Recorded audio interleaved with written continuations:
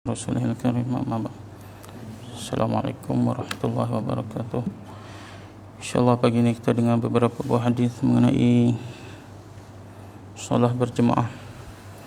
Mudah-mudahan bermanfaat bagi kita insyaAllah.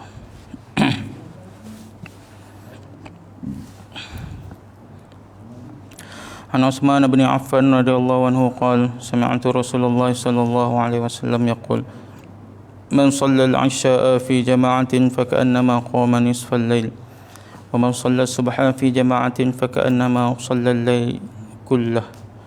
Sayyidina Utsman bin Affan radhiyallahu anhu berkata, beliau mendengar Rasulullah sallallahu alaihi wasallam bersabda, sesiapa yang menunaikan solat Isya dengan berjemaah seolah-olah dia berdiri beribadah separuh malam, dan sesiapa yang menunaikan solat subuh dengan berjemaah seolah-olah dia bersolat sepanjang malam.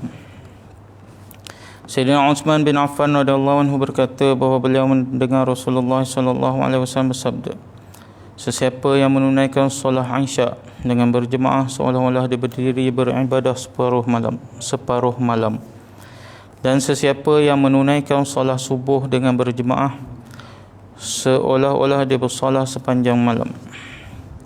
An Abi Hurairah radhiyallahu anhu qala Rasulullah sallallahu alaihi wasallam, inna athqala salatin 'alal munafiqi salatul 'isha wa salatul fajr. Sayyidina Abu Hurairah radhiyallahu anhu berkata, Rasulullah sallallahu alaihi wasallam bersabda, sesungguhnya solat yang paling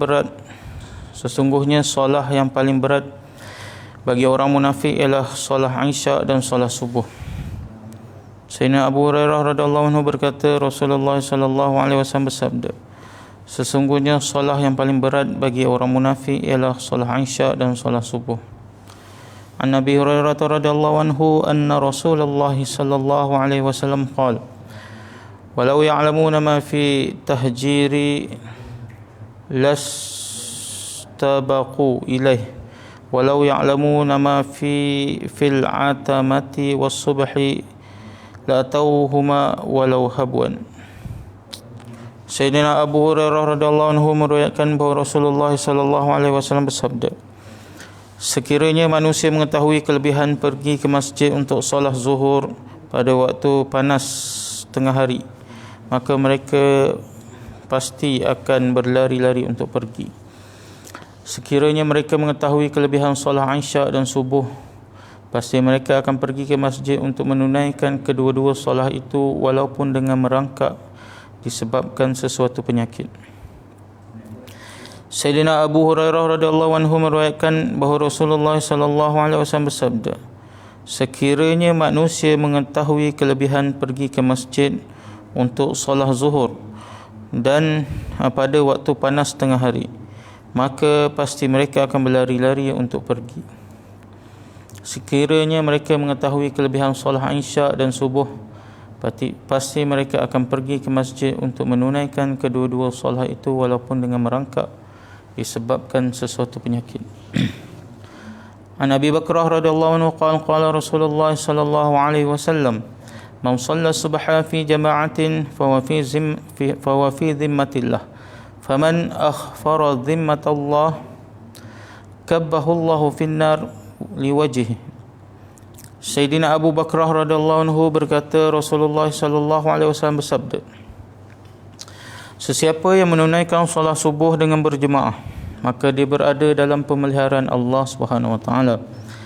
Sesiapa yang menganiaya orang yang telah dipelihara oleh Allah Subhanahu wa taala, maka Allah akan mencampaknya ke dalam neraka dalam keadaan terlangkup. Sayyidina Abu Bakrah radhiyallahu anhu berkata, Rasulullah sallallahu alaihi wasallam bersabda, sesiapa yang menunaikan solat subuh dengan berjemaah, maka dia berada di dalam pemeliharaan Allah. Sesiapa yang menganiayai orang yang telah dipelihara oleh Allah, maka Allah akan mencampaknya ke dalam neraka dalam keadaan terlangkup. An Anas bin Malik radhiyallahu anhu qala Rasulullah sallallahu alaihi wasallam, man shalla lillahi 40 yawman fi jama'atin yudriku at-takbiratul ula kutibat lahu bara'atan bara'atun minan nar wa bara'atun minan nifaq. Sayyidina Anas bin Malik radhiyallahu anhu berkata bahawa Rasulullah sallallahu alaihi wasallam bersabda, sesiapa yang bersolah secara berjemaah selama 40 hari dengan ikhlas serta mendapat takbiratul ula, maka akan ditentukan untuknya dua kelepasan. Pertama, kelepasan daripada neraka. Kedua, kelepasan daripada sifat nifaq, munafik. Sayyidina Anas bin Malik radhiyallahu anhu berkata, Rasulullah sallallahu alaihi wasallam bersabda, sesiapa yang bersolah secara berjemaah selama 40 hari dengan ikhlas serta mendapat takbiratul ula, maka akan ditentukan untuknya dua kelebihan. Pertama, dua kelepasan. Akan ditentu untuknya dua kelepasan. Yang pertama, kelepasan daripada neraka, dan yang kedua, kelepasan daripada sifat munafik. An Abi Hurairah radhiyallahu anhu qala Rasulullah sallallahu alaihi wasallam, laqad hamamtu an amura fityati fayajma'u huzaman min hatabin thumma atiya qauman yusalluna fi buyutihim laysat bihim 'illah fa uharriqaha 'alaihim. Sayyidina Abu Hurairah radhiyallahu anhu meriwayatkan bahawa Rasulullah sallallahu alaihi wasallam bersabda, saya ingin sekali menyuruh pemuda-pemuda mengumpulkan kayu-kayu api. Kemudian saya pergi kepada orang-orang yang bersolah di rumah-rumah mereka tanpa sebarang uzur, lalu membakar rumah-rumah mereka bersama mereka sekali. Sayyidina Abu Hurairah radhiyallahu anhu meriwayatkan bahawa Rasulullah sallallahu alaihi wasallam bersabda, saya ingin sekali menyuruh pemuda-pemuda mengumpulkan kayu-kayu api. Kemudian saya pergi kepada orang-orang yang bersolah di rumah-rumah mereka tanpa sebarang uzur, lalu membakar rumah-rumah mereka bersama-sama mereka di dalamnya sekali. InsyaAllah kita telah dengar beberapa hadis mengenai kelebihan solat berjemaah. Mudah-mudahan Allah bagi kita taufik untuk datang berjemaah di masjid, di surau.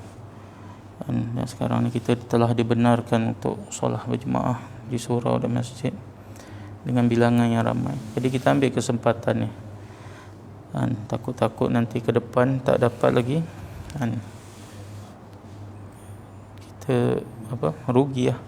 Ya Allah dah bagi kesempatan kita untuk datang berjemaah. Kita datang ramai-ramai untuk memakmurkan masjid Allah Subhanahu Wa Taala. Mudah-mudahan kita dapat kelebihan-kelebihan yang Allah, yang Rasulullah sallallahu alaihi wasallam sabdakan, yang Allah telah janji pada kita. Dan mudah-mudahan bermanfaat untuk kita, dapat kita amal dan kita sampaikan insya-Allah. Subhanallah bihamdihi subhanakallah.